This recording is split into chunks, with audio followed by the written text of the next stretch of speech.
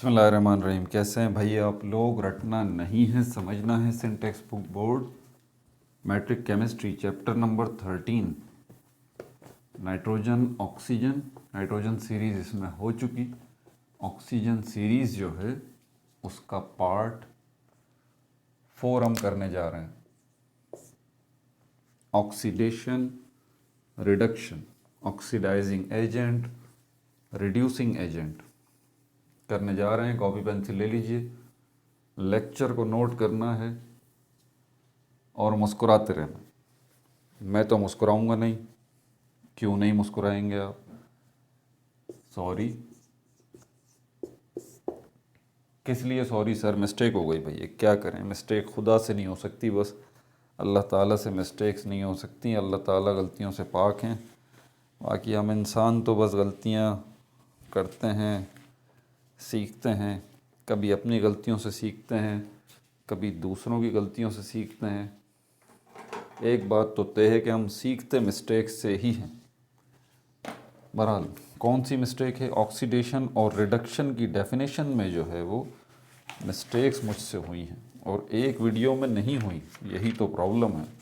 और मैं ख़ुद हैरान हूँ कि इतना सेंसिटिव टॉपिक जो है, इतना हसास मौजू है ये ऑक्सीडेशन का, रिडक्शन का, इसमें मुझसे कैसे मिस्टेक्स हो गई। इनके वीडियोस के लिंक भी मैं दूंगा, ठीक है। पहले ये बता दूं, पिछला पार्ट आज ही, ये मुझे कल मैंने डिटेक्ट किया इसको कि मतलब ये क्या हो गया। बहरहाल ऑक्सीडेशन और रिडक्शन की इन वीडियोस के अंदर मैंने तीन तीन डेफिनेशन जो है वो बताई हैं। ये ज़रा मिस्टेक्स देख लें आप पहले, ठीक है। इन वीडियोस के लिंक्स भी मिल जाएंगे, उनमें भी मैं कुछ जोड़ तोड़ करके जो है ना वो वीडियो के अंदर ही एडिटिंग करके हाईलाइट कर दूंगा। भाईजान ये मिस्टेक हो गई है, माफ़ कर दीजिएगा, ठीक है। पहला, ऑक्सीजन सीरीज़ का पार्ट 3, इसके अंदर मिस्टेक हुई है, ठीक है भाई। ऑक्सीजन सीरीज़ का यानी कि इसका पिछला पार्ट ही जो आपने देखा है उसमें भी मैंने ऑक्सीडेशन रिडक्शन की डेफिनेशन जो है उसमें मिस्टेक की, एक मिस्टेक की है, बताता हूँ। लेकिन सिनेरियो पूरा ही चेंज हो जाता है। Chemical properties of carbon, chemical properties of carbon,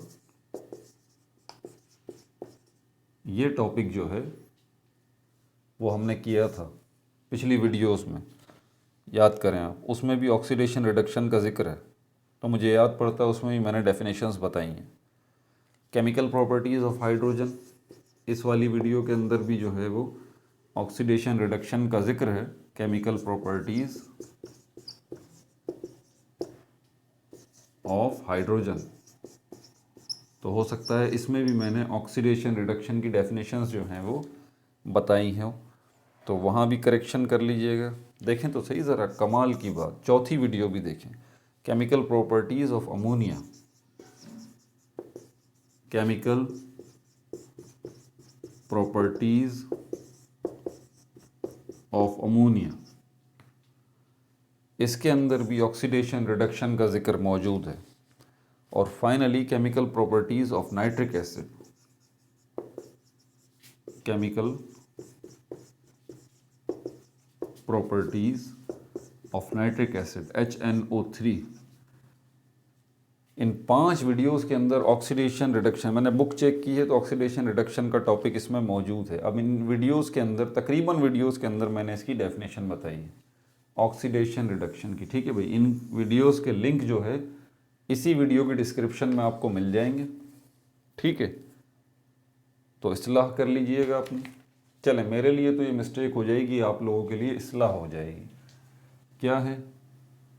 सबसे पहले ये मिस्टेक बताने से पहले मैं आप लोगों को ये नसीहत कर दूं कि ऑक्सीडेशन रिडक्शन जो है वो बहुत बड़ा कॉन्सेप्ट है। आपकी छोटी क्लासेज हैं अभी 9th मैट्रिक की, क्योंकि मैं 9th मैट्रिक को ही फोकस कर रहा हूँ ना, अभी फर्स्ट ईयर इंटर की तरफ तो नहीं गया। तो 9th मैट्रिक में इसका जिक्र है।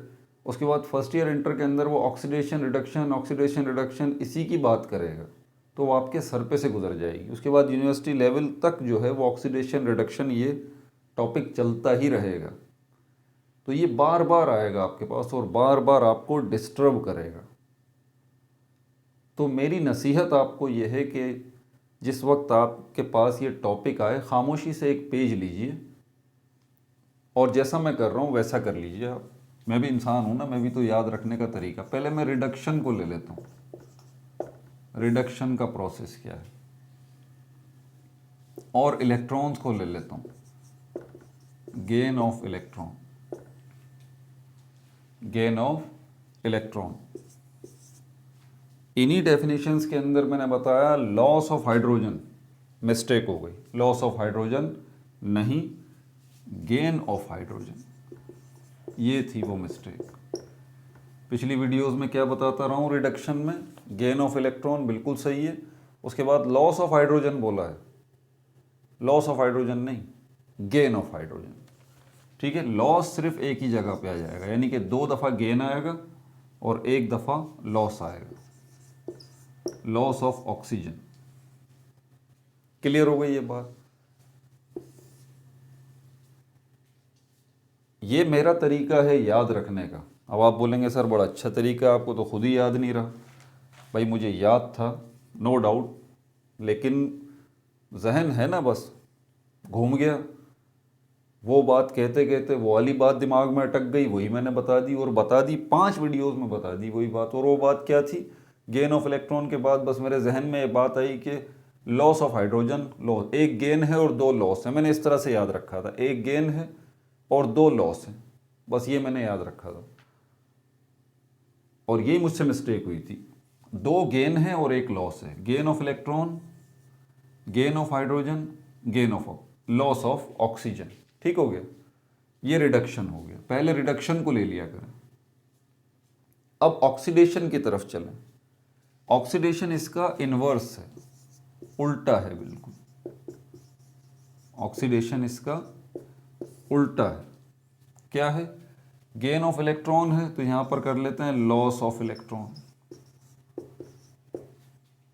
गेन ऑफ हाइड्रोजन है तो यहां पर कर लीजिए लॉस ऑफ हाइड्रोजन,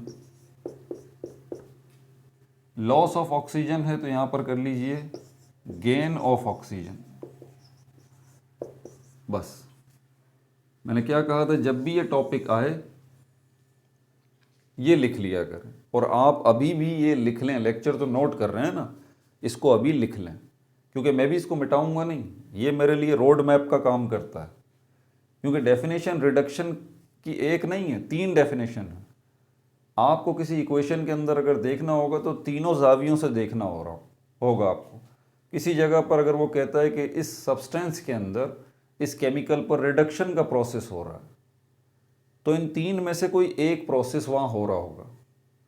या तो वो केमिकल इलेक्ट्रॉन का गेन करेगा, या तो वो केमिकल हाइड्रोजन का गेन करेगा, या तो वो केमिकल ऑक्सीजन का लॉस करेगा। 2 गेन 1 लॉस, इसको अगर आपने याद रखा है ना, ये आपको खुद ब खुद याद हो जाएगा। क्योंकि ये जो कुछ भी है ये उसका उलट है। और जब ऑक्सीडेशन की बात आए तो ऑक्सीडेशन वो केमिकल रिएक्शन है जिसके अंदर इन 3 में से कोई एक बात होगी किसी केमिकल के ऊपर। जब हम कहेंगे कि इस केमिकल या इस सब्सटेंस या इस कंपाउंड पे ऑक्सीडेशन का प्रोसेस हुआ है, तो आपको ये चेक करना होगा कि उस केमिकल के पास से इलेक्ट्रॉन निकल गया, या उस केमिकल के पास से हाइड्रोजन निकल गया, या उस केमिकल के पास ऑक्सीजन आ गया। समझ आ गई बात?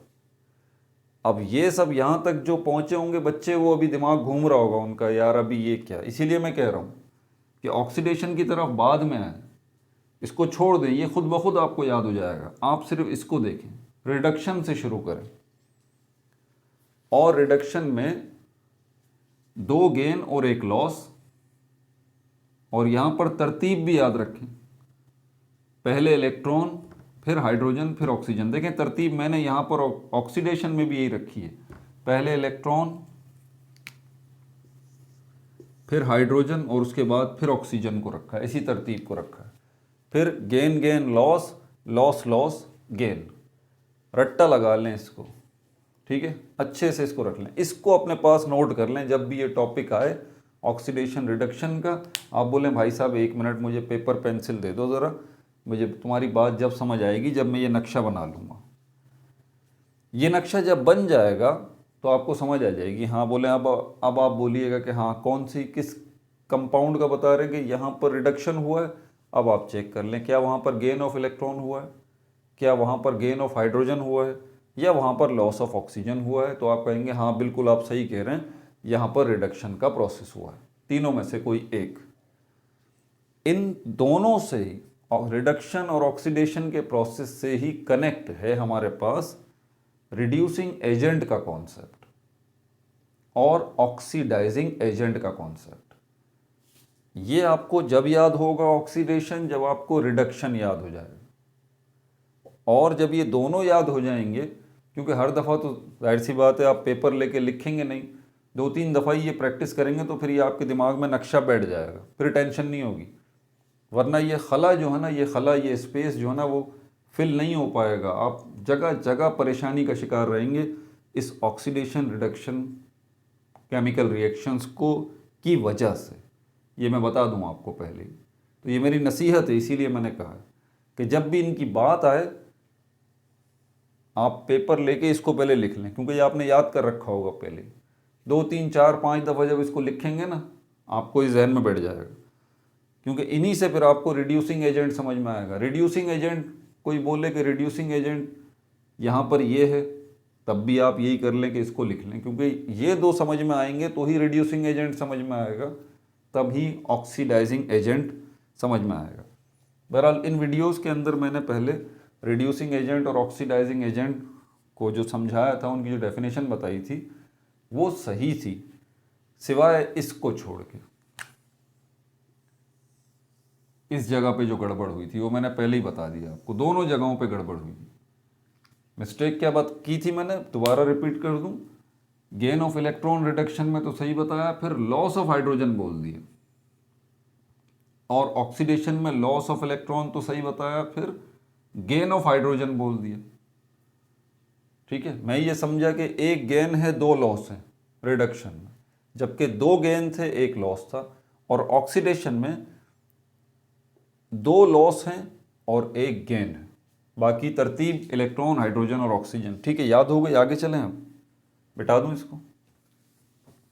तो ये टू द पॉइंट जो है वो डेफिनेशन, मिस्टेक्स भी बता दिए और उन वीडियोस में भी मैं एडिटिंग कर दूंगा। अब यहां पर हम चलते हैं इसी से रिड्यूसिंग एजेंट को लेके। मैं इसको मिटाऊंगा नहीं, और इसी में फिर हम एग्जाम्पल भी देखेंगे। रिड्यूसिंग एजेंट है क्या? ये केमिकल है, कोई भी केमिकल हो सकता है, कोई एसिड हो सकता है, कोई सॉल्ट हो सकता है, कोई एलिमेंट हो सकता है। कलेक्टिवली इन सारी चीज़ों को हम एलिमेंट कहते हैं ना। जैसे दुनिया में जितने भी लोग हैं सबको एक नाम से बुलाया जाता है, इंसान। इसी तरह कोई एसिड है, कोई सॉल्ट है, कोई बेस है, कोई एलिमेंट है, कोई कंपाउंड है, सबका एक नाम है कि केमिकल। तो रिड्यूसिंग एजेंट कोई केमिकल होगा विच कंपेल अदर, जो दूसरे को मजबूर करेगा, विच जो कंपेल अदर, मजबूर करेगा, अदर्स दूसरे को। रिड्यूसिंग एजेंट क्या है? Which chemical comma which compel other to reduce. आ गई बात समझ में? अब ये रिड्यूसिंग एजेंट और ऑक्सीडाइजिंग एजेंट भी आपको याद हो जाएंगे अगर आप सिर्फ रिड्यूसिंग एजेंट को याद रख लें। ये क्या है? एक केमिकल है। क्या कर रहा है? ये मजबूर कर रहा है। ये किसको मजबूर कर रहा है? दूसरे किसी केमिकल को, कि वो क्या हो जाए, वो रिड्यूस हो जाए, मतलब उसके ऊपर रिडक्शन का प्रोसेस हो जाए। अब जब आप ये बात देखेंगे कि एक रिड्यूसिंग एजेंट जो है वो दूसरे केमिकल को मजबूर कर रहा है कि उसके ऊपर रिडक्शन का प्रोसेस हो जाए, यानी कि वो दूसरा केमिकल रिड्यूस हो जाए, तो इसका मतलब उस दूसरे केमिकल के ऊपर इन 3 में से कोई एक काम हो जाए। या तो उस दूसरे केमिकल को मजबूर करा दें कि वो इलेक्ट्रॉन को गेन कर ले, या तो उस दूसरे केमिकल को मजबूर कर दें कि वो हाइड्रोजन को गेन कर ले, या तो उस दूसरे केमिकल को मजबूर कर दें कि उसके पास जो ऑक्सीजन है उसका वो लॉस कर दे।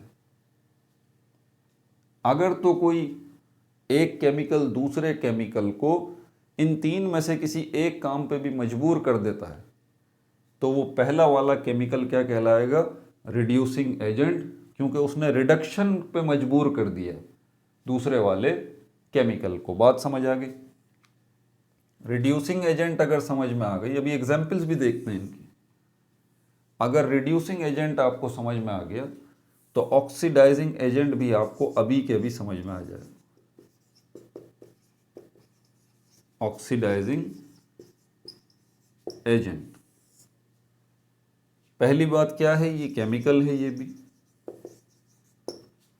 क्या करेगा ये केमिकल? विच कंपेल, ये भी मजबूर करेगा दूसरे केमिकल को। विच कंपेल अदर टू ऑक्सीडाइज, यानी कि ऑक्सीडेशन का प्रोसेस उसके ऊपर हो जाए। ठीक है भाई। ऑक्सीडाइजिंग एजेंट क्या है? एक ऐसा केमिकल है जो मजबूर कर दे दूसरे केमिकल को कि वो क्या हो जाए? वो ऑक्सीडाइज हो जाए, यानी कि उसके ऊपर ऑक्सीडेशन का प्रोसेस हो जाए, यानी कि उस दूसरे केमिकल के पास जो इलेक्ट्रॉन है वो निकल जाए उसके पास से, या उसके पास जो हाइड्रोजन है वो निकल जाए उसके पास से, या वो ऑक्सीजन को गेन कर ले। इन तीन में से कोई एक काम भी कोई दूसरा केमिकल जो है, अगर उसको मजबूर किया जाता है कि वो दूसरा केमिकल इन तीन में से कोई एक काम करे, और जो केमिकल उसको मजबूर करे कि इन तीन में से एक काम करो, वो केमिकल ऑक्सीडाइजिंग एजेंट कहलाएगा। क्लियर हो गई ये बात? ठीक है, अब आगे चलते हैं। रिडक्शन का प्रोसेस भी समझा दिया, ऑक्सीडेशन का प्रोसेस भी समझा दिया। एग्जाम्पल्स नहीं देखी, अभी देखते हैं। रिड्यूसिंग एजेंट का कॉन्सेप्ट भी समझा दिया, ऑक्सीडाइजिंग एजेंट का कॉन्सेप्ट भी समझा दिया। अब एक बात ज़रा समझ लीजिएगा, ये ताली जो है ना दो हाथों से बजती है, इसका मतलब समझते हैं? ताली दोनों हाथों से बजती है, मतलब अकेला हाथ तो ताली नहीं बजा सकता ना, दूसरा हाथ भी चाहिए। ये दो हाथ मिलेंगे तो क्लैपिंग होगी, ताली बजेगी। एग्जैक्टली रिडक्शन का प्रोसेस जब तक नहीं होगा, ऑक्सीडेशन का प्रोसेस भी नहीं होगा। जी, क्या कहा मैंने? रिडक्शन का प्रोसेस जब तक नहीं होगा, ऑक्सीडेशन का प्रोसेस भी नहीं होगा। या आप कह सकते हैं कि ऑक्सीडेशन का प्रोसेस जब तक नहीं होगा, रिडक्शन का प्रोसेस भी नहीं होगा। या आप इसको यूं भी कह सकते हैं कि ये दोनों प्रोसेस आगे पीछे होने तय हैं। ये होगा तो ये भी होगा, और अगर ये होगा तो ये भी होगा। इसीलिए जब ये दोनों रिएक्शन एक साथ होने हैं, आगे पीछे ये दोनों रिएक्शन होने हैं, रिडक्शन और ऑक्सीडेशन आगे पीछे ही होने हैं, अकेला नहीं हो सकता, दोनों का एक साथ होना ज़रूरी है। इसीलिए कलेक्टिवली इनको रिडॉक्स रिएक्शन कहा जाता है। Redox reaction. तो जब आपसे पूछा जाए कि भाई रिडॉक्स रिएक्शन क्या है, तो आप कहें collective reaction of both oxidation and reduction, या फिर कलेक्टिव नेम आप कहें इसको। कलेक्टिव नेम ये ज़्यादा मुनासिब होगा। कलेक्टिव नेम यानी कि मुश्तरका नाम, collective name of both oxidation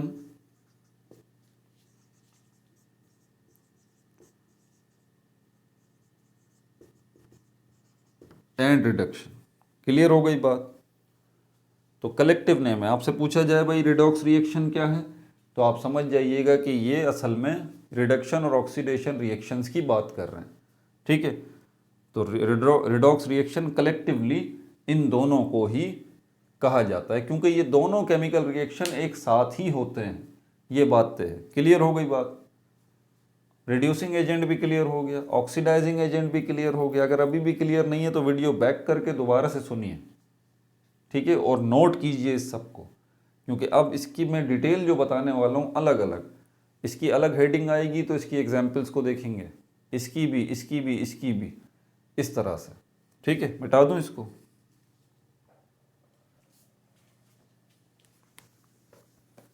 क्योंकि अब थोड़ा सा काम जो है वो मुश्किल होने जा रहा है। इसको नहीं मिटाऊंगा मैं, इसको इसी तरह रखूँगा। आपकी बुक के अंदर जो तरतीब है ना, आपने बुक खोली हुई होगी तो आप बुक के अंदर अगर देखेंगे तो बुक के अंदर थोड़ा सा चेंज मामला है। वहाँ पर बुक के अंदर आपकी तरतीब ये नहीं है जो कि मैंने बनाई है, ठीक है। अगर बुक की तरतीब को लेके चलेंगे तो फिर आप गुम हो जाएंगे। बुक के अंदर तो गुम हो जाने वाला सिस्टम है, ठीक है। अब यहाँ पर हम देखते हैं तो सबसे पहले तो इन्होंने ऑक्सीडेशन रिएक्शन को बताया, जबकि मैंने स्टार्ट ही रिडक्शन से लिया। मैंने कहा ना अपना स्टार्ट मत छोड़ें आप, ये नक्शा बना लें जैसे मैंने बना लिया। बुक में कोई भी तरतीब है, मुझे इससे प्रॉब्लम है, मैं तो अपने हिसाब से ही चलूँगा। और सबसे पहले हम ये पेज नंबर, अगर ओल्ड बुक है आपके पास 231 पेज पे देखें, रिडक्शन की हेडिंग मौजूद है, उस पर लिखा हुआ रिमूवल ऑफ ऑक्सीजन यानी कि लॉस ऑफ ऑक्सीजन है, फिर एडिशन ऑफ हाइड्रोजन है, फिर गेन ऑफ इलेक्ट्रॉन है। बात घूम फिर के यही है। तो यहाँ पर मैं जो है वो अपनी इस तरतीब को लेके चलूँगा कि मैं जो है वो रिडक्शन को ले लूँगा सबसे पहले, ऑक्सीडेशन को नहीं लूँगा। और रिडक्शन के अंदर मैं सबसे पहले गेन ऑफ इलेक्ट्रॉन इस सी को लेके चलूँगा। यहाँ पर सी की हेडिंग है तो मैं सी ही दे देता हूँ, गेन ऑफ इलेक्ट्रॉन, ये वाली हेडिंग आ गई, ठीक है भाई। तो गेन ऑफ इलेक्ट्रॉन क्या है? ये एक ऐसा प्रोसेस जिसके अंदर कोई सब्सटेंस जो है वो इलेक्ट्रॉन को गेन करता है, तो हम क्या कहेंगे यहाँ पर कौन सा प्रोसेस हुआ है? रिडक्शन का प्रोसेस हुआ है। इसकी एग्जाम्पल देखते हैं।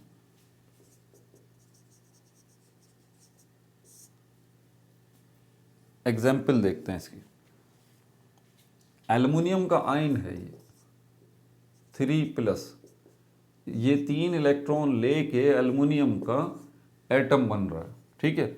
और इसके अलावा 2 हाइड्रोजन आयंस जो हैं, ये 2 इलेक्ट्रॉन्स लेके 2 हाइड्रोजन के एटम बन रहे हैं। 2 हाइड्रोजन के आयन है तो 2 हाइड्रोजन के एटम बन रहे हैं। फिर ये 2 हाइड्रोजन के एटम मिलेंगे तो इससे एक हाइड्रोजन गैस का मॉलिक्यूल बनेगा। ये एल्युमिनियम जो है इसका एटॉमिक नंबर जो है वो 13 है। एटॉमिक नंबर अगर 13 है, क्योंकि आपको पहले अगर ये बात क्लियर नहीं है कि एटम क्या होता है और आयन क्या होता है, तो इसको भी ज़रा समझ लीजिएगा ताकि इलेक्ट्रॉन का कॉन्सेप्ट क्लियर हो। एल्युमिनियम के पास जो है वो 13 इलेक्ट्रॉन है और प्रोटॉन भी 13 है। इलेक्ट्रॉन पे नेगेटिव चार्ज होता है, प्रोटॉन पे पॉजिटिव चार्ज होता है। इसीलिए मैंने ई के ऊपर जो है वो ये जो बार बनाई हुई है नेगेटिव साइन को रिप्रेजेंट कर रही है। तो ये जिसमें इलेक्ट्रॉन और प्रोटॉन की तादाद बराबर हो, जैसे कि यहाँ नज़र आ रही है आपको 13 13, तो वो पार्टिकल जो है वो यहाँ पर ये एटम कहलाएगा। और ये न्यूट्रल स्टेट होती है इसकी। न्यूट्रल स्टेट बोले तो क्या? न्यूट्रल स्टेट उसको कहा जाता है जिसमें ना तो इलेक्ट्रॉन की ज़्यादती हो ना प्रोटॉन की ज़्यादती हो, सिर्फ बराबरी हो। तो जहाँ बराबरी हो उस चीज़ को हम कहेंगे कि ये न्यूट्रल स्टेट में। इसकी हालत क्या है? स्टेट मतलब हालत, इसकी हालत जो है वो न्यूट्रल है इस वक्त। अब न्यूट्रल से हम इसको चार्ज स्टेट में लेके आ जाते हैं, इसके 3 इलेक्ट्रॉन यहाँ से निकाल के, और इसके ऊपर ये +3 जो आपको नज़र आएगा, इसकी वजह भी समझ लेंगे आप। तो इलेक्ट्रॉन 3 निकाल दिए तो 10 इलेक्ट्रॉन रह गए, और प्रोटॉन ने कोई हरकत की ही नहीं, प्रोटॉन न्यूक्लियस में मौजूद हैं, वो 13 ही है। समझ आ रही है बात? अब ये जो चीज़ है इसको हम कहेंगे आयन, ION, आयोन भी कहते हैं कुछ इसको। ये आयन कहलाएगा। क्यों? क्योंकि आयन की डेफिनेशन ही ये है, वो पार्टिकल जिसमें इलेक्ट्रॉन और प्रोटॉन की तादाद बराबर ना हो। क्योंकि यहाँ पर इलेक्ट्रॉन के मुकाबले में प्रोटॉन 3 के हिसाब से ज़्यादा है, 3 के हिसाब से ज़्यादा है, 3 प्रोटॉन ज़्यादा है, और प्रोटॉन पे पॉजिटिव चार्ज होता है। तो ये 3 प्रोटॉन जो इजाफी हैं, अब ज़्यादा हैं इलेक्ट्रॉन के मुकाबले में, वो अपनी हुकूमत को, अपनी बालादस्ती को, अपनी डोमिनेंसी को, अपनी सुपरमेसी को इस पार्टिकल पे शो करेंगे इस चार्ज की शक्ल में +3 जो लिखा हुआ है। समझ में आ गई बात? क्लियर है? तो ये +3 आपको यही बता रहा है कि इस पार्टिकल के पास इसके इलेक्ट्रॉन्स के मुकाबले में 3 प्रोटॉन ज़्यादा हैं। और ये क्या कहलाएगा? ये न्यूट्रल पार्टिकल नहीं कहलाएगा, ये चार्ज पार्टिकल कहलाएगा। ठीक है, अब इसको 3 इलेक्ट्रॉन मिलेंगे तो फिर इसका हिसाब किताब बराबर हो जाएगा। तो यहाँ पर हमने यही दिखाया कि एल्युमिनियम का आयन जिसने अपने 3 इलेक्ट्रॉन खो दिए थे, अब ये अपने 3 इलेक्ट्रॉन लेके दोबारा एल्युमिनियम का एटम बन रहा है। तो यहाँ पर हम क्या कहेंगे फिर, ये क्या हुआ है? क्या इस एल्युमिनियम के आयन ने इलेक्ट्रॉन्स को गेन नहीं किया? गेन ऑफ इलेक्ट्रॉन किया है ना, इलेक्ट्रॉन को गेन। तो हम कह देंगे कि यहाँ पर इस एल्युमिनियम के ऊपर, इसके ऊपर, इस एल्युमिनियम के एटम के ऊपर कौन सा रिएक्शन हुआ है? रिडक्शन का रिएक्शन हुआ। समझ आ गई बात? अब ये बात तय है कि अगर इसके ऊपर रिडक्शन हुआ है तो ऑक्सीडेशन भी कहीं हुआ है। बिल्कुल, ये बात तय है। उसी जगह पर जहाँ पर हम ये काम कर रहे हैं, उसी जगह पर कहीं ऑक्सीडेशन का प्रोसेस भी हुआ है। अगर यहाँ पर इलेक्ट्रॉन का गेन हुआ है तो इलेक्ट्रॉन का लॉस भी कहीं हुआ है। समझ आ गई बात? ये अपोजिट रिएक्शन है, रिडक्शन और ऑक्सीडेशन, लेकिन कंप्लीमेंट्री रिएक्शन है, एक दूसरे के हिस्से हैं। अपोजिट है लेकिन हिस्से हैं, अलग अलग हैं, एक ही सिक्के के 2 रुख हैं। समझ आ गई बात? तो वो तो अभी हमारा टॉपिक नहीं है, अभी सिर्फ हम गेन ऑफ इलेक्ट्रॉन रिडक्शन को डिस्कस कर रहे हैं, तो इसीलिए हम सिर्फ इसी को लेंगे। दूसरा केस हमारे पास हाइड्रोजन आयन, ये 2 हाइड्रोजन के आयन हैं। यहाँ पर भी हाइड्रोजन के एटम और हाइड्रोजन के आयन को देख लें, इस फर्क को समझ लें ज़रा। हाइड्रोजन के पास इलेक्ट्रॉन एक है, प्रोटॉन भी एक है, ये इस वक्त न्यूट्रल स्टेट में है। इसका एक इलेक्ट्रॉन चला जाता है तो इलेक्ट्रॉन अब कोई भी नहीं है और प्रोटॉन इसके पास एक है। तो यही एक प्रोटॉन अपनी सुपरमेसी, ये प्लस नहीं है, +1 है असल में, जो कि 1 हम लिखते नहीं हैं, तो ये +1 है। तो इसीलिए अब ये बन गया क्या? Charge particle. ये क्या था? Neutral particle, atom. ये चार्ज पार्टिकल, आयन। समझ आ गई बात? और ये दोबारा एक इलेक्ट्रॉन ले सकता है अपना। ये जो हम 2H आयन लिखा हुआ है, इसका मतलब 2 हाइड्रोजन के आयन हैं इस तरह के, ये और ये 2 हाइड्रोजन के आयन हैं। ये 2 हाइड्रोजन के आयन कैसे बने? 2 हाइड्रोजन के एटम्स ने अपना अपना इलेक्ट्रॉन खो दिया। अब इनको अपना अपना इलेक्ट्रॉन चाहिए। ये 2 इलेक्ट्रॉन कहीं से भी आ गए, इन्होंने 2 इलेक्ट्रॉन्स को गेन किया, 2 इलेक्ट्रॉन्स को गेन किया और 2 हाइड्रोजन के एटम बन गए दोबारा। फिर ये 2 हाइड्रोजन के एटम मिले और ये हाइड्रोजन गैस का मॉलिक्यूल बन गया। तो हम इस जगह पर कह सकते हैं कि यहाँ पर क्या हुआ है, यहाँ पर क्या हुआ है, कलेक्टिवली एक ही बात कही जाएगी इसके हवाले से। चाहे आप इसकी बात करें, चाहे आप इसकी बात करें, चाहे आप इसकी बात करें, यहाँ पर इलेक्ट्रॉन का गेन हुआ है, इसीलिए हम कहेंगे कि यहाँ पर रिडक्शन का प्रोसेस हुआ है। क्लियर है ये बात? आगे चलते हैं। और कोई एग्जाम्पल है? और भी एग्जाम्पल है, मिटा दूं इसको।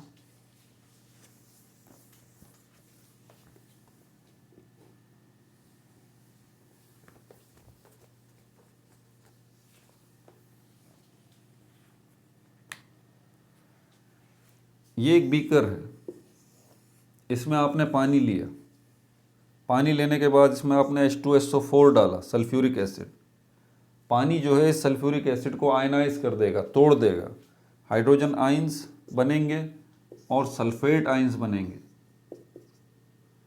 ठीक है, ये हाइड्रोजन के ion, hydrogen ion, hydrogen ion, hydrogen ion, इसी तरह sulphate ion, sulphate ion, like this, बहुत सारे। आपने यहाँ पर एक रॉड जो है वो जिंक की, जिंक मेटल होता है, बाज़ार से मिलता है, वो आपने इसमें डिप कर दी। जैसे ही वो आपने जिंक इसके अंदर इस एसिडिक वाटर में, अब याद रहे कि ये पानी नहीं है बल्कि इसमें तेज़ाब मिक्स है, एसिड जो है वो मिक्स है और एसिड की शक्ल ये हो चुकी इसके अंदर। ठीक है, जब जिंक को आपने इसमें डिप किया, डुबोया इस जिंक की पट्टी को, तो जिंक के एटम्स जो हैं वो निकलने शुरू हुए। और किस तरह से निकलने शुरू हुए? ये इस तरह से 2+2 इलेक्ट्रॉन, यानी कि यहां से जब एटम निकला तो सिर्फ एटम नहीं निकला जिंक का, बल्कि जिंक का एटम बेचारा टूट के निकला, कि वो जैसे ही इस जिंक की पट्टी से वो जिंक का एटम अलग हुआ, अलग होने के बाद उस बेचारे के 2 इलेक्ट्रॉन भी लॉस हो गए। ये 2 इलेक्ट्रॉन भी उसके लॉस हो गए। अब यहां पर जिंक के पास से 2 इलेक्ट्रॉन निकल गए हैं, और ये 2 इलेक्ट्रॉन कहां जाएंगे? अब जहां इलेक्ट्रॉन की ज़रूरत है। कहां इलेक्ट्रॉन की ज़रूरत है? हाइड्रोजन आइंस के पास इलेक्ट्रॉन की ज़रूरत है। हाइड्रोजन आइंस के पास इलेक्ट्रॉन की ज़रूरत है। याद आया? H+ हाइड्रोजन आइन है ये, एक इलेक्ट्रॉन मिस है इसका भी एक इलेक्ट्रॉन मिस है। बहुत सारे हैं ये हाइड्रोजन के आयन, मैंने तो सिर्फ 3 बनाए, 2 बना देता हूँ, अभी 2 की ज़रूरत है मैं सिर्फ। ये बहुत सारे हैं यहाँ पर, ट्रिलियंस एंड ट्रिलियंस हाइड्रोजन के आयन हैं, और ये सिर्फ एक जिंक का एटम टूट के इलेक्ट्रॉन और जिंक आयन में कन्वर्ट नहीं हो रहा, बल्कि trillions and trillions zinc ions बन रहे हैं और ट्रिलियंस एंड ट्रिलियंस इलेक्ट्रॉन्स निकल रहे हैं यहाँ से। और यहाँ पर भी सल्फेट आयन्स जो हैं वो ट्रिलियंस एंड ट्रिलियंस बन रहे हैं। ये जो 2 इलेक्ट्रॉन इसके पास से निकल गए, एक इलेक्ट्रॉन जो है इसके पास आ जाएगा इस हाइड्रोजन के एटम के पास, हाइड्रोजन के आयन के पास, सॉरी। दूसरा इलेक्ट्रॉन इसके पास आ जाएगा। बोलेगा भाई परेशान क्यों हो? बोलेगा मेरा एक इलेक्ट्रॉन चला गया है। हाइड्रोजन बोलेगा परेशान नहीं हो, मैं आ गया हूँ। बोलेगा तुम मेरे इलेक्ट्रॉन तो नहीं हो। बोलेगा तुम्हें इससे क्या मतलब भाई, इलेक्ट्रॉन तो हूँ ना यार, भले जिंक ने मुझे दिया है, भले मैं ये इलेक्ट्रॉन जिंक के पास से आया हूँ, क्योंकि ये जो इलेक्ट्रॉन इसके पास आ रहे हैं हाइड्रोजन के पास, हाइड्रोजन आयन के पास, ये इसके खोया हुआ इलेक्ट्रॉन थोड़ी ना है, ये तो किसने दिया है?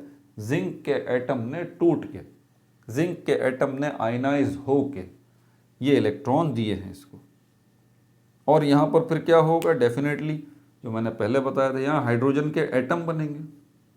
यही हाइड्रोजन के एटम आपस में मिलेंगे और हाइड्रोजन गैस का मॉलिक्यूल बनेगा, और यही हाइड्रोजन गैस जो है फिर इसमें से बाहर निकल जाएगी, क्योंकि हाइड्रोजन गैस जो है वो पानी में रुक थोड़ी ना सकती, वो तो पानी से बाहर निकलेगी। तो इसमें से बबल्स बनते हुए आपको नज़र आ रहे होंगे, वो बबल्स नहीं है असल में, वो क्या है? वो हाइड्रोजन गैस निकल रही है इसके अंदर से। इस तरह से हाइड्रोजन गैस बनी है। बड़ी अच्छी एग्जाम्पल है। अगर आप इसी एग्जाम्पल को फोकस करें ना, तो ऑक्सीडेशन रिडक्शन आपको दोनों समझ में आ जाएंगे अभी के अभी। ये हाइड्रोजन ने किया क्या है? इलेक्ट्रॉन को लॉस किया है या इलेक्ट्रॉन को गेन किया है? इलेक्ट्रॉन को गेन किया है। तो हाइड्रोजन आयन के ऊपर कौन सा रिएक्शन हुआ? ऑक्सीडेशन रिएक्शन हुआ या रिडक्शन रिएक्शन हुआ? रिडक्शन रिएक्शन हुआ, क्योंकि गेन ऑफ इलेक्ट्रॉन हुआ है इन हाइड्रोजन के आयन्स के ऊपर। बात समझ आ रही है? अब अगर यहाँ पर इलेक्ट्रॉन्स का गेन हुआ है हाइड्रोजन आयन के ऊपर, तो इलेक्ट्रॉन का लॉस भी तो कहीं हुआ होगा। ये कहीं से तो आए हैं ना, किसी एटम के पास से तो आए हैं ना निकल के, जादू से थोड़ी ना आ गए। वो एटम ये रहा, जिंक का एटम, यही जिंक का एटम टूटा है ना, ये रहा। तो जिंक के पास से इलेक्ट्रॉन का लॉस हुआ है, और हाइड्रोजन के पास जो है वो इलेक्ट्रॉन का गेन हुआ है। आपने देखा, मैंने कहा था कि ऑक्सीडेशन रिडक्शन एक साथ ही होते हैं। हाइड्रोजन के पास जो है वो इलेक्ट्रॉन का गेन हुआ है, तो हम कह सकते हैं कि हाइड्रोजन के ऊपर क्या हुआ है? रिडक्शन का प्रोसेस हुआ, RED, रिडक्शन का प्रोसेस हुआ। तो ऑक्सीडेशन का प्रोसेस किसके पास हुआ? इसके पास अगर गेन ऑफ इलेक्ट्रॉन हुआ है, तो लॉस ऑफ इलेक्ट्रॉन किसके पास हुआ? ऑक्सीडेशन क्या है? Loss of electron. Loss of electron किसके पास हुआ? इसके पास से लॉस हुआ है। तो हम कह सकते हैं कि ऑक्सीडेशन का प्रोसेस इसके पास हुआ, ऑक्सीडेशन का प्रोसेस इसके पास हुआ, जिंक के पास ऑक्सीडेशन का प्रोसेस। क्लियर हो गई बात? पूरा मैंने स्ट्रक्चर बना के आपको दिखा दिया। तो इस बार में जिंक के एटम्स के ऊपर क्या, कौन सा रिएक्शन हुआ? हाँ बताइए बताइए, ऑक्सीडेशन का, इलेक्ट्रॉन्स का लॉस हुआ। हाइड्रोजन आयंस के पास क्या हुआ है, इलेक्ट्रॉन्स का गेन हुआ है, तो रिडक्शन का प्रोसेस यहाँ हुआ। क्लियर हो गई ये बात? ठीक है, सांस ले लें आप थोड़ा, मैं भी सांस ले लूँ, क्योंकि इसी के साथ अब मैं आपको ऑक्सीडाइजिंग एजेंट और रिड्यूसिंग एजेंट भी साथ ही समझाने वाला हूँ इसी एग्जाम्पल में। बड़ी अच्छी एग्जाम्पल।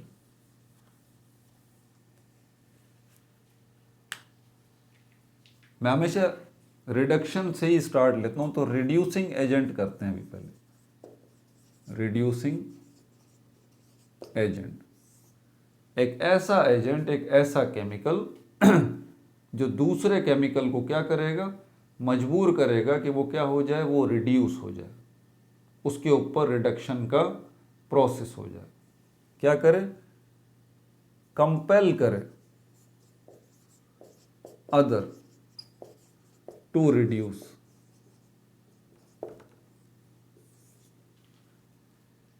ऐसे एजेंट को हम कहते हैं रिड्यूसिंग एजेंट। ठीक है भाई, दोबारा सुन लीजिए।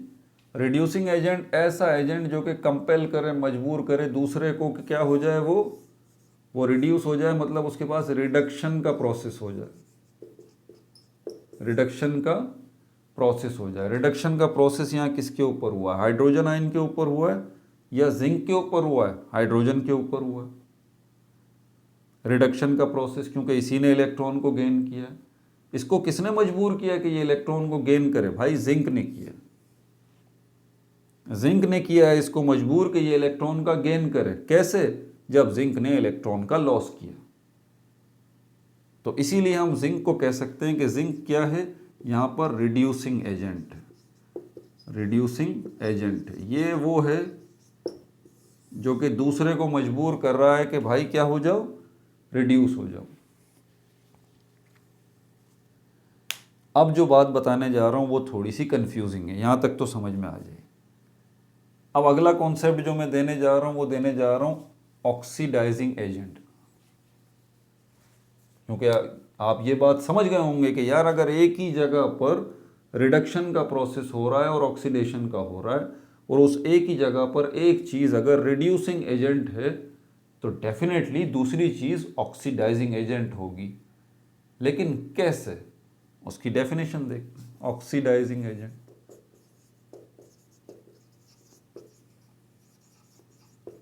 ऑक्सीडाइजिंग एजेंट केमिकल जो कंपेल करे, ऐसा केमिकल जो मजबूर करे अदर्स टू ऑक्सीडाइज, दूसरे किसी केमिकल को मजबूर करे। ऑक्सीडाइजिंग एजेंट क्या है, एक ऐसा केमिकल है जो मजबूर करे दूसरे केमिकल को कि वो क्या हो जाए, ऑक्सीडाइज हो जाए, यानी कि वहां पर ऑक्सीडेशन का प्रोसेस हो जाए। यानी कि वहां पर इन तीन में से कोई एक काम हो जाए, या तो दूसरे केमिकल के पास इलेक्ट्रॉन का लॉस हो जाए, या दूसरे केमिकल के पास हाइड्रोजन का लॉस हो जाए, या दूसरे केमिकल के पास ऑक्सीजन का गेन हो जाए। इन तीन में से कोई एक हो जाएगा तो आप समझ जाइए कि वहाँ पर ऑक्सीडेशन का प्रोसेस हुआ है। और जो केमिकल मजबूर करे दूसरे केमिकल को इन तीन में से कोई एक काम करने पर, तो उस केमिकल को हम क्या कहेंगे, ऑक्सीडाइजिंग एजेंट। दो केसेस है हमारे पास, ये जिंक वाला और ये हाइड्रोजन आयन। जिंक ने मजबूर किया था हाइड्रोजन को कि वो क्या हो जाए, वो रिड्यूस हो जाए, रिडक्शन का प्रोसेस हो जाए, गेन ऑफ इलेक्ट्रॉन हो जाए।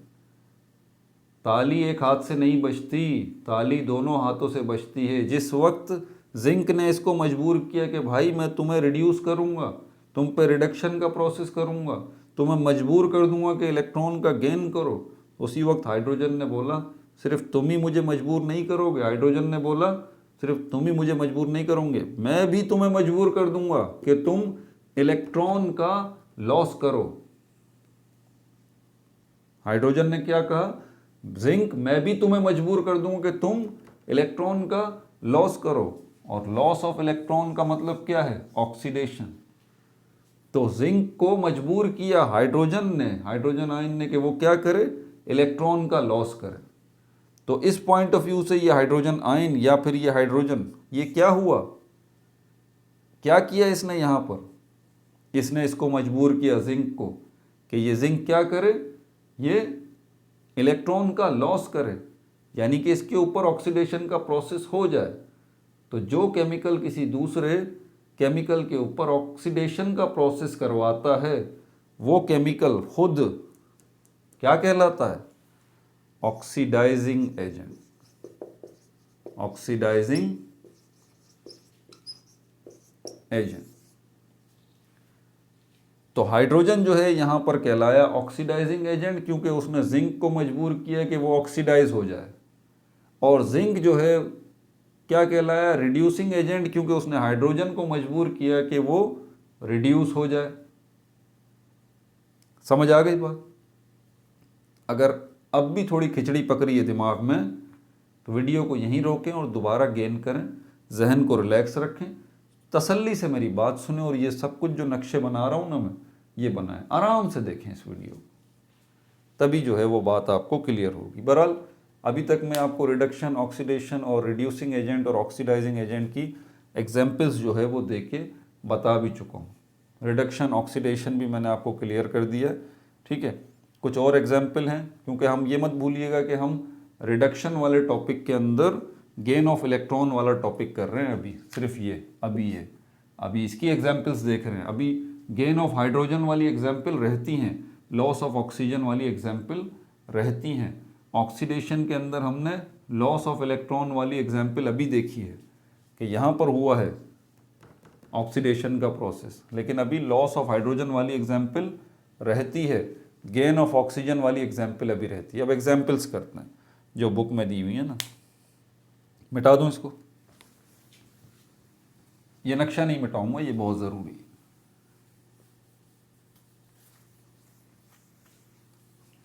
तो कहाँ हैं हम रिडक्शन का प्रोसेस कर रहे हैं, और रिडक्शन में जो पहला टॉपिक है ए, गेन ऑफ इलेक्ट्रॉन, इसकी एक दो एग्जाम्पल्स अभी हम देख चुके हैं। और एग्जाम्पल भी हैं इसके अंदर, नहीं भाई और एग्जाम्पल नहीं है, ये किस्सा तमाम हो गया। बी की तरफ चलते हैं, gain of hydrogen. Gain of hydrogen आप कह लें या इसको एडिशन ऑफ हाइड्रोजन कह लें, इसकी एग्जाम्पल्स की तरफ चलते हैं अभी।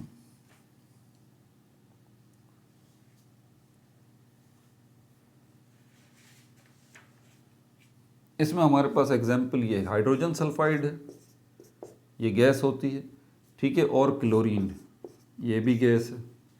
ये दोनों आपस में रिएक्ट कर रही हैं, उसके नतीजे में सल्फर बन रहा है और हाइड्रोक्लोरिक एसिड जो है वो बन रहा है, ठीक है भाई। कौन सी एग्जाम्पल कर रहे हैं अभी हम, गेन ऑफ इलेक्ट्रॉन वाली एग्जाम्पल्स देख चुके, गेन ऑफ हाइड्रोजन वाली एग्जाम्पल अब हम देख रहे हैं। इसको मिटा ही दूं वरना ये कन्फ्यूजन पैदा करेगी। गेन ऑफ हाइड्रोजन वाली एग्जाम्पल हम देख रहे हैं। अब हमें ये देखना है कि यहाँ पर किस जगह पर हाइड्रोजन का गेन हुआ, क्योंकि जिस जगह पर हाइड्रोजन का गेन हुआ होगा वहीं पर रिडक्शन का प्रोसेस हुआ होगा। अब सिर्फ इस साइड को पहले जहन में रखें आप, और लोकेट करें कि हाइड्रोजन है कहाँ पे, इस जगह पे भाई। हाइड्रोजन किस जगह पे, इस जगह पे, इसको लोकेट कर लिया। अब एक बात तो तय है, वहाँ मत देखना है, वहाँ नहीं देखना, एक बात तो तय है कि यही लॉस ऑफ हाइड्रोजन करेगा, लॉस ऑफ हाइड्रोजन करेगा। बड़ी आसान सी बात है। अब यहाँ पर देख लें हाइड्रोजन किसके साथ है, HCl के साथ, HCl के साथ। इसका मतलब यही HCl गेन ऑफ हाइड्रोजन करेगा। अगर HCl जो है वो गेन ऑफ हाइड्रोजन कर रहा है, इसके पास हाइड्रोजन आ रहा है, तो इसका मतलब इसके पास कौन सा प्रोसेस हो रहा है, रिडक्शन का प्रोसेस हो रहा है।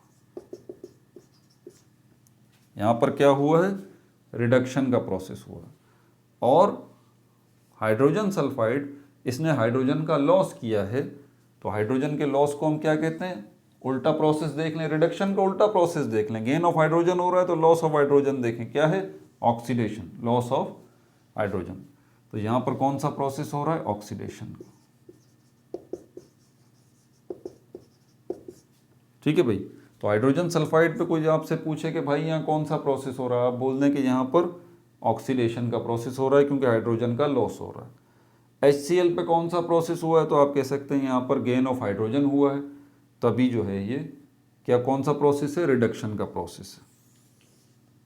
ठीक है, लेकिन ये इसके पास अगर हाइड्रोजन का लॉस हुआ है, निकल गया हाइड्रोजन सल्फाइड के पास, तो बचा क्या है, सिर्फ सल्फर ही तो बचा है। ये देखें, ये रहा सल्फर।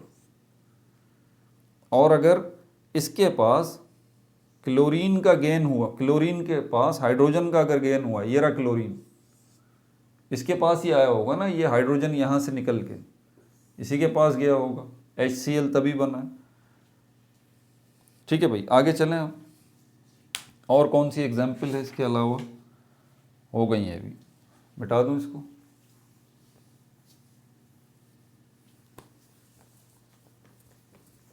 तीसरी वाली हेडिंग लॉस ऑफ ऑक्सीजन की ज़रा देख लें आप, जो बुक में पहले नंबर पर है, C, लॉस ऑफ ऑक्सीजन। इसकी एग्जाम्पल देख लेते हैं। लॉस ऑफ ऑक्सीजन आसान सी एग्जाम्पल है, कॉपर ऑक्साइड है और हाइड्रोजन गैस के साथ ये रिएक्ट कर रहा है और उसके नतीजे में क्या बन रहा है हमारे पास, कॉपर मेटल बन रहा है और वाटर बन रहा है, H2O। अब लॉस ऑफ ऑक्सीजन ये रहा, तीसरी हेडिंग अब हम देखने जा रहे हैं। गेन ऑफ इलेक्ट्रॉन की एग्जाम्पल देख रही, गेन ऑफ हाइड्रोजन की एग्जाम्पल देख रही, लॉस ऑफ ऑक्सीजन की एग्जाम्पल अब देख लीजिए। तो यहाँ पर loss of oxygen, reactant side को सबसे पहले चेक किया करें, रिएक्टेंट साइड को। तो यहाँ से जो है ये प्रोडक्ट साइड है, तो यहाँ से जो है ये ऑक्सीजन इसके पास है, तो इसी के पास क्या हो रहा है, इसी के पास से लॉस ऑफ ऑक्सीजन हो रहा है। और लॉस ऑफ ऑक्सीजन का क्या मतलब है कि इसके पास रिडक्शन हो रहा है, इसके पास रिडक्शन हो रहा है।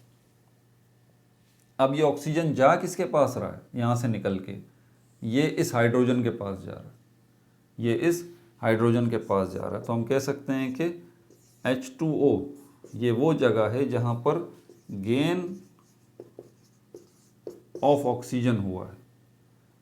और अगर लॉस ऑफ ऑक्सीजन रिडक्शन है तो gain of oxygen very simple, ये देख लीजिए, गेन ऑफ ऑक्सीजन ये रहा, यहाँ पर क्या हुआ है, ऑक्सीडेशन। ये नक्शा मदद करेगा आपकी, ये रोड मैप जो बना हुआ है ये आपको हेल्प करेगा। ठीक है भाई, तीनों एग्जाम्पल देख ली। अब हम चलते हैं ज़रा ऑक्सीडेशन की कुछ एग्जाम्पल्स को देख लें। मिटा दूं,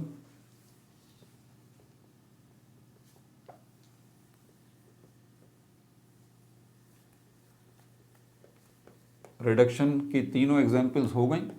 अब ऑक्सीडेशन की पहली एग्जाम्पल,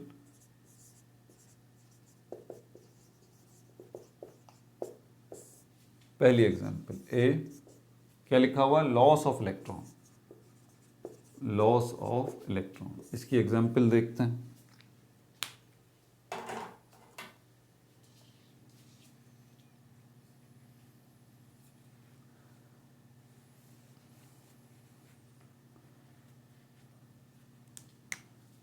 तीन एग्जाम्पल है हमारे पास। टिन है, SN, टिन को कहते हैं। ठीक है, ये क्या हो रहा है, इसके पास से 2 इलेक्ट्रॉन्स का लॉस हो रहा है, तो ये बन जाएगा टिन आयन 2+ और ये 2 इलेक्ट्रॉन। ठीक है भाई, तो अगर इलेक्ट्रॉन्स का लॉस इसके पास हो रहा है तो हम क्या कह सकते हैं कि इसके ऊपर कौन सा प्रोसेस हुआ है, लॉस ऑफ इलेक्ट्रॉन, ऑक्सीडेशन का प्रोसेस हुआ, ऑक्सीडेशन का प्रोसेस हुआ इसके ऊपर। अब ये जो टिन का आयन है इसमें से मज़ीद अभी इलेक्ट्रॉन निकल सकते हैं, मतलब इस पे मज़ीद अभी ऑक्सीडेशन का प्रोसेस हो सकता है। तो ये हो जाएगा 4+, कब, जब इसके पास से क्या होगा, 2 इलेक्ट्रॉन जो है वो निकल जाएंगे मज़ीद, तो ये हो जाएगा SN4+ + 2 इलेक्ट्रॉन। ठीक है भाई, इसी में, सॉरी ये गलत हो गया, 2+, इसमें से 2 इलेक्ट्रॉन मज़ीद निकले हैं तो ये बन गया SN4+ और ये 2 इलेक्ट्रॉन ये रहे, ठीक है। और एग्जाम्पल हमारे पास एल्युमिनियम वाली है, एल्युमिनियम वाली याद है, उसका रिवर्स कर लेते हैं।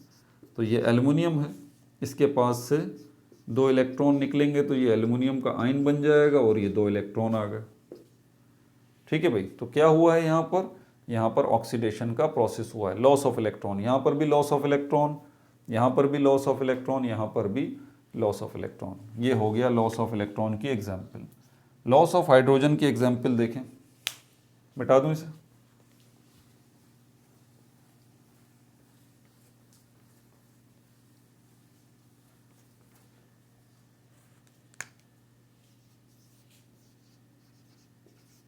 लॉस ऑफ हाइड्रोजन, इसकी एग्जाम्पल कौन सी है हमारे पास,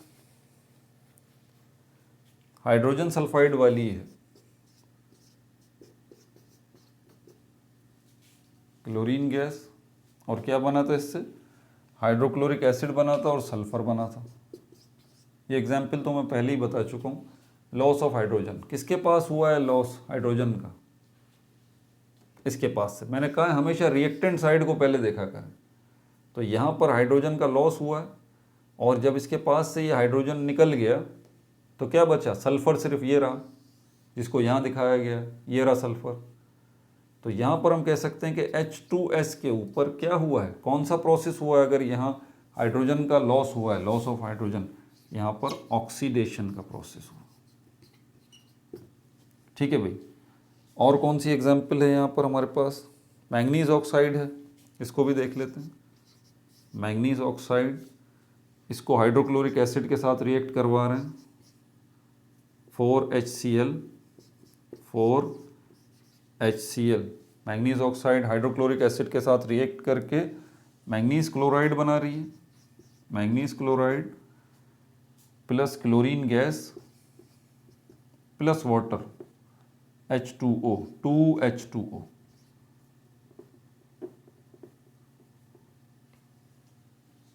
ठीक है भाई। अब यहाँ पर आप देख लीजिए कि manganese oxide loss of hydrogen किसके पास हो रहा है, मैंगनीज के पास हो रहा है, तो हम इसके पास कह सकते हैं कि ऑक्सीडेशन का प्रोसेस इसके पास हुआ है मैंगनीज ऑक्साइड के साथ, ठीक है भाई। मिटा दूं इसको, और कोई एग्जाम्पल है नहीं। तीसरी, अब सी देख लेते हैं यहाँ पर, तीसरा गेन ऑफ ऑक्सीजन वाली एग्जाम्पल। वैसे तो यहाँ इसी में भी है, जब लॉस ऑफ ऑक्सीजन हो रहा है तो गेन ऑफ ऑक्सीजन भी तो हो रहा होगा ना इसी जगह पे कहीं ना कहीं भाई, लेकिन अभी नहीं, जहन उलझ जाएगा वरना आपका। सी की तरफ चलते हैं, क्या है हमारे पास, गेन ऑफ ऑक्सीजन,